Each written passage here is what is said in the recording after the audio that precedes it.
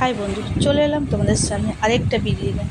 দেখো, এটা কুমড়ো খাড়া, ওদিকে তো লাউ খাড়া হয়ে রয়েছে, এদিকে কুমড়ো খাড়া। আজকে কুমড়ো খাড়া কাটবো, সেটাই তোমাদের সঙ্গে শেয়ার করতে চললাম। মানে কী কুমড়ো খাড়ার সবজি হবে, পাতাগুলো তো কী বড় বড়। তো এবার দেখো আমি কাটতে যাচ্ছি, পায়ে ফেলার জায়গা নেই, তবুও যাচ্ছি।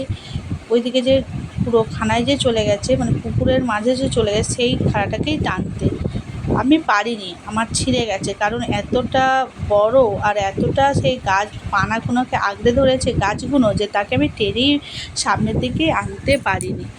তো আমি নেমে গেলাম। তো আমার তো ভিডিও ধরার কেউ নেই, তো তোমাদের তো পুরো দেখাতে পারলাম না, কিছুটাই তোমাদের সঙ্গে শেয়ার করি, দেখাই। তো এবার নেমে তুলে দিয়ে কেটেছি আমি। দেখো পাতাগুলো কত সুন্দর করে, ভালো লাগছে না? কি সুন্দর পাতাগুলো, তোমাদের কেমন লাগছে অবশ্যই কমেন্ট করে বলো। আর লাউগুলো কি বড় বড় হয়েছে। তো এই সময় অনেকে খাচ্ছে না, আর লাউ ডেলি কি ভালো লাগে? তো দেখো ওই যে পানায় চলে গেছে, কত বড় দেখতে পাচ্ছ, ওটাকেই টানবো। তো তোমাদের দেখাচ্ছিলাম কত দূর গেছে, কিছুটা তুলতে পেরেছি, কিছুটা তুলিনি। সেটাকেই তুলে নিয়ে কেটে ছিঁড়ে যা পেরেছি নিয়ে গেছেন, বাকিটা রয়ে গেছে, পুরোটা তুলতে পারিনি।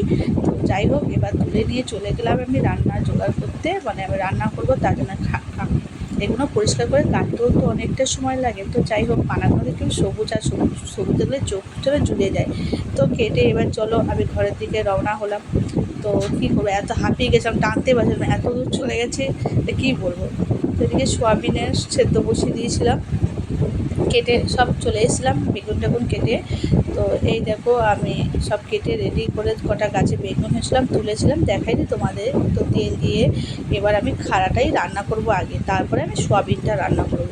তো বন্ধুরা, আমার রান্না তোমাদের যদি ভালো লাগে অবশ্যই লাইক কমেন্ট করো, যাতে আমি উৎসাহ বাড়ে, আমি আরও ভিডিও করতে পারি। আর আমার নিত্য নতুন কিছু না, প্রতিদিন যেটাই করি তোমাদের সঙ্গে সেটাই শেয়ার করি। তো আলু বেগুনটাকে ভাজা করছি, প্রথমে গোটা জিরে, কিছুটা পাঁচ ফোড়ন, শুকনো লঙ্কা, তেজপাতা দিয়ে এটাকে করবো। এটা করে বেশি মশলা দেবো না, কারণ কী বলো তো, সোয়াবিনটা একটু মশলা দিয়ে করবো, তাই জন্য এটাকে বেশি মশলা দেবো না। এটা ঘরের খাড়া খেতেও খুব সুন্দর, এটা সবসময় পাওয়া যায় না, কারণ ঘরে হয়েছে বলেই আমি সবসময় পাচ্ছি। তো ঢাকা দিয়েছিলাম, জলও মোটামুটি, আর কুমড়ো খাড়াতে বেশি জল বের না, যতটা লাউ খাড়া থেকে বের হয়।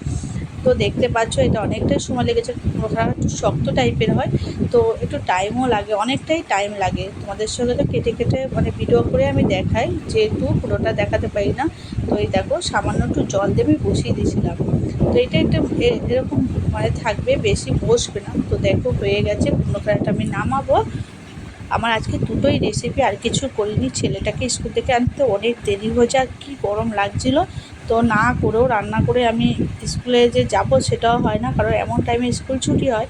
তো দেখো সোয়াবিনটাকে ভাজবো, ভাজা হয়ে গেলে রেখে দিয়ে তারপরে আমি মশলা দিয়ে আমি আলু আর কিছুটা পেঁপে ছিল সেটা দিয়েছি, আলু পেঁপে আর আমার এটা সোয়াবিনের তরকারি। সব দিন মাছ মাংস খেতেও ভালো লাগে না, একদিন একটু অন্যরকম খেতেও ভালো লাগে। তো দুদিন পর পর মাছের, কালকেও বৃহস্পতিবার নিরামিষ হবে, বলে আজকে সোয়াবিনটা করি, সোয়াবিনে একটু মশলা দিয়ে করলেই বেশি ভালো লাগে। তো তেলটা দিয়ে দিলাম, তেলটা গরম হতে একটু সময় দিলাম, তার মধ্যে গোটা জিরে দিলাম, এটা লঙ্কা, এটা তেজপাতা দিয়ে আর পেঁয়াজগুলো কুচিয়ে ভাজতে হবে। পেঁয়াজটা একটু লাল লাল হবে, তারপরে আমি মশলা দেবো। মশলা যা বেটে এনেছিলাম, একটু জিরে, আদা, একটু রসুন। আজকে পেঁয়াজটাকে বেটে দিন, একটু পাতলা ঝোল টাইপের করবো, একটু গাঢ় করবো না, যেহেতু একটা বসা সবজি করেছি তার জন্য। তো বন্ধুরা দেখো মশলাটাকে ভালো করে কষিয়ে নিই, কারণ মশলাতে কাঁচা গন্ধ বেরোবে।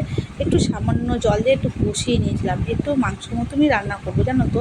আমার একটু আবার মশলাযুক্ত খাবার ভালো লাগে, জানি ভালো না, তো মাঝে মাঝে খেতে ভালো লাগে, মাছ নেই কী করবো বলো।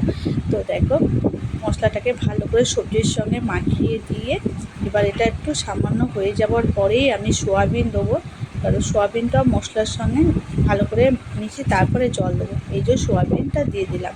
তোমাদের কার কার সোয়াবিনের তরকারি খেতে ভালো লাগে? আমার তো মোটামুটি ভালো লাগে। তো জানি না আজকে ঘরের লোকটা কী বলবে, তো যাই হোক পেয়েছি, রান্না করেছি।